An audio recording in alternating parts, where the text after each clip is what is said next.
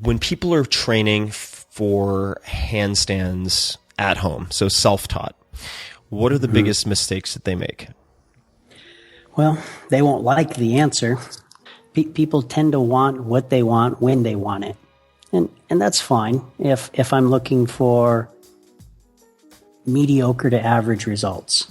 If I'm looking to really do best effort, then I've got to back shit up and I've got to take care of my business. The main thing that we try to always hammer with students is they're always in a hurry. I've got to get it right now. Even our conversation, you remember way back when, started that way.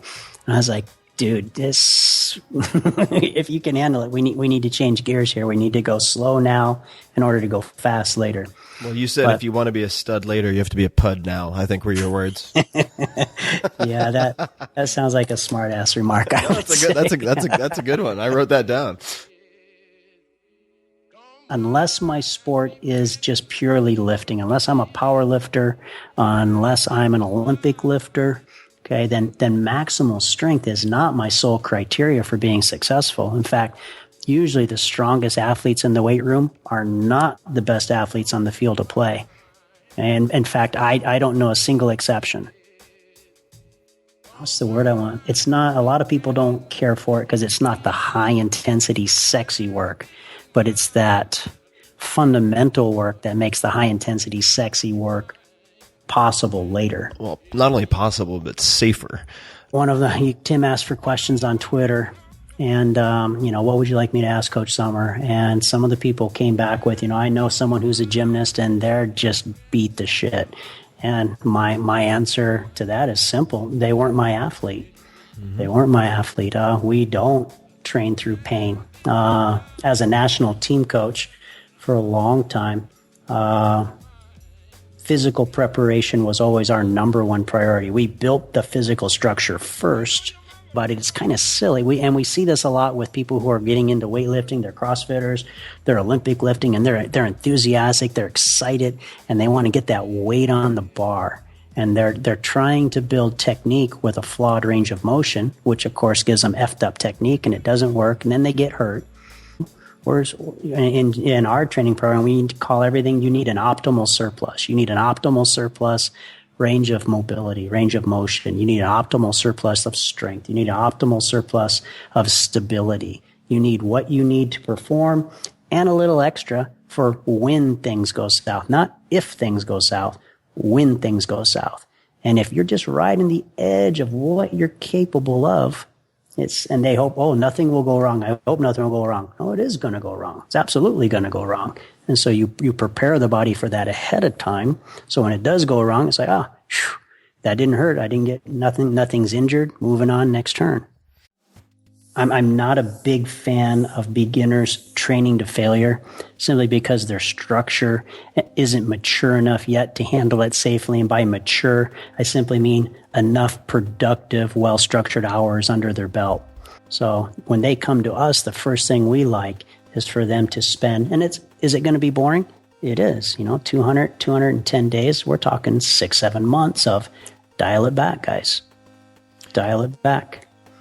Yeah, it's and I think that it's important to emphasize too that dialing it back doesn't mean, it means that you're not rushing, but it doesn't mean that you won't. Yes. It doesn't mean you won't experience a lot of progress, if that's fair to say. I mean, I think that's crazy fair to say, and you found that yourself. Yeah. But what happens is some of them, we run into this. Maybe you have also. Is we get some people who are addicted to the rush.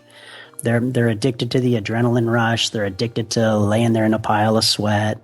They want to do the sweat angels. They want to crawl out of the gym. And the problem with that is if you're a world-class athlete, you can't do that because I have to be back in the gym the next day and train again. I can't afford to destroy myself, or the special operations guys we work with. We've got to be able to do both. They've got to be operational and increase their performance through their training, but they have to go hand in hand. And so it's only in beginners that we see that they think somehow they can cheat time. And it can't be done. I mean, connective tissue is going to take 200 to 210 days. There's no supplement. You can't paint yourself blue. You can't dance under the moon. There's nothing you can do to speed that up. It's going to take what it takes. And so we work as hard as we can within those parameters. If there's joint pain, we shut it down. It's like your elbow is a good example. Years ago, pushing too hard. Now that if we tweak that elbow a little too much, it flares up on you. We'll repair it, and it's going to take time, but it takes much longer to repair it than it does to avoid it in the first place. Yeah, for sure. We want to work to where the body is working, but we don't want to work so hard. It's like for a long time, it was a big thing for people doing kipping pull-ups to take pictures of their hands being raw and bloody from their rips. And they were looking at it as a badge of honor, that I worked so hard. And in the short term, for that moment, yes, they worked really hard. Now, I looked at it differently. I looked at it as like, you stupid shit. What are you going to do tomorrow now? Right. Because there's no amount of work you can do today that could offset the amount of progress you could have made throughout a properly structured week. It's an attitude deal. So an immature athlete is someone who wants what they want right now. Okay?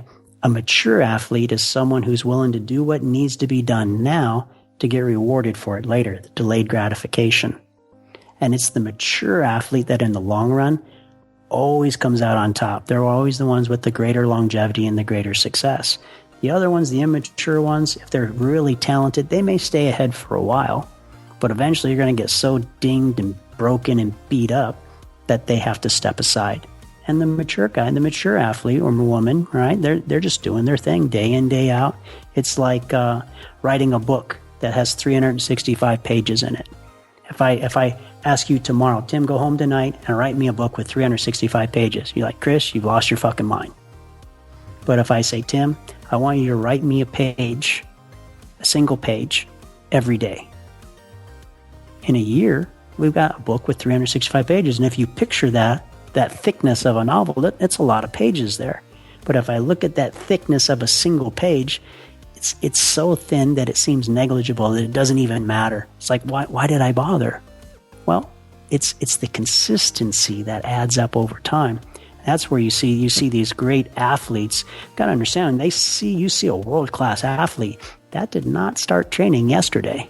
This is a multi-year process. Well, also, I think that there's a behavioral modification and a component of this, which, if you wanted to dig in the resource and into the research is supported at this point, which is doing each day less than you feel maximally capable of it's a fantastic sort of positive reinforcer. And this applies in sales. This is what IBM did way back in the day when their sales force was slaughtering the competition.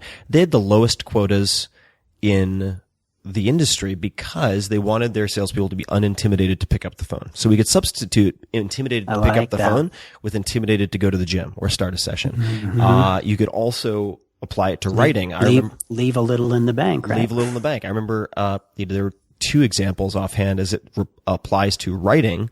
A friend of mine who's very, very consistent, prolific writer, and he said, my key is every day I write less than I feel capable of.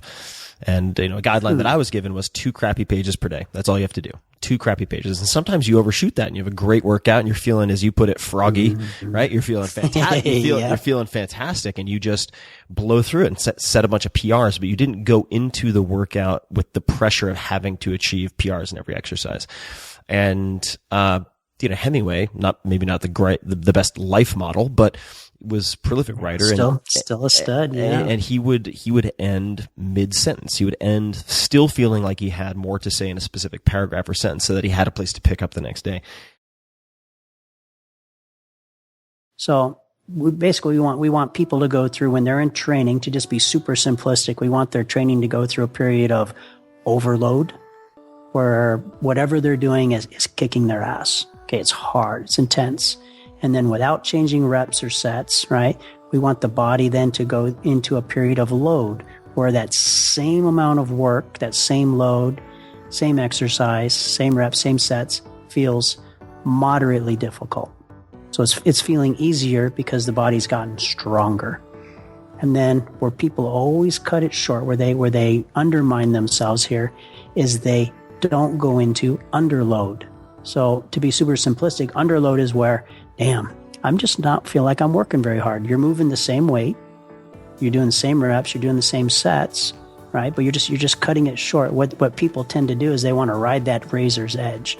I did this much today. I'm going to do this much. I'm going to do more next week. That typical 5 pounds on the bar. Mm-hmm. Okay, well that's great. If that was the case, I remember my first weighted pull-up workout. I was excited.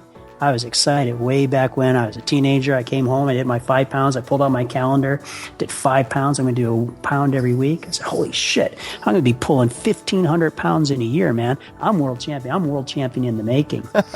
Yeah. Well, linear doesn't work that way. It doesn't work that way.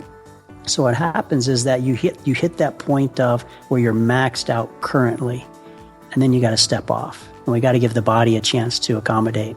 So, for example, you mentioned Rob Wolf. Rob is a good buddy. Rob's super sharp. For those of you who don't know, he's a nutritional guru. Check out his stuff. Yeah, ROBB for people. ROBB. Yeah, he's got 2 B's there. Well, Rob is a high intensity guy like you, Tim, and so I shared with him the year Alan won national. So national champ. Imagine you've defeated the entire country, right? There's one champion, and you're it. Everyone, you kicked their ass. Unbelievable feeling. Extremely awesome. Well, that year, I didn't change anything on Alan's conditioning the entire year. Not a damn thing. I didn't change an exercise. I didn't change a rep. I didn't change a set. Not for that entire year. So you mean that there, for the progressive resistance purists out there might be another way. Well, but remember, he wasn't a beginner at this point. Mm-hmm. Because a beginner, right? It wouldn't do any good if I can do a wall push-up inclined on the wall. I mean, Alan was strong. He was already doing hollow back presses. Rope climbs were for maintenance of healthy elbows, yada, yada, yada. But for that year, I didn't change anything. All that changed was workout that took an hour, got to the point where it was taking 40 to 45 minutes, at which point do your stretch and get out. Because the less time you're in the gym, the better. Okay, because it's less wear and tear on the body. Think of it, when I hear when you mention, people who love to be high intensity, okay, it's cool. But the analogy that comes to mind is someone who wants to be high intensity all the time. It's like having a new set of tires, and every time you come up to a stop sign, you don't gradually brake, you slam those brakes hard. You skid to a stop. Every single stop sign. How long is that pair of tires going to last? It's going to wear out pretty quick. And the body's not like tires. It can rebuild itself as long as you don't put it too deep into a hole or physically break the structure, damage the structure beyond repair. So, as long as you show some degree of care, you rebuild yourself. But if you keep skidding to that stop every single day, right? Matter of time. It's not if, it's guaranteed. The body will not let you run at 100%. Won't do it. There's not enough optimal surplus that we mentioned earlier. 3 to 4 years to get to 75, 80%. Another 3 to 4 years to get to about 90%. And then after that, it will take me another 3 to 4 years to get to about 95%. But the interesting thing is that another 3 to 4 years to get to 95%, and as soon as they ease up, the body drops back down to that 75, 80. That's where it likes. Now, to build back up won't take nearly as long as to build it in the first place, okay? Because the structures are already in place, nervous system's already developed, yada, yada, yada, yada, yada. But that's where the body's comfortable. So as far as adults are concerned, okay, does a 35-year-old need to be able to produce at 90%? No, they don't. Do they need it 95%? No, they're not full-time professional athletes. They don't have time for that. Can they produce at 75, 80%? Yes, they can. And the interesting thing is will that put you on the Olympic team? No, absolutely not. Are you going to be close to it? No. But will it put you being better than 99 out of 100 people around you? Absolutely. Yeah. Absolutely, it will put you there. And if we put a percentage on that, that means that just by being consistent, putting some consistent years of training, and that puts you in the top 1% of the human population in terms of physical ability. That is not a bad consolation prize.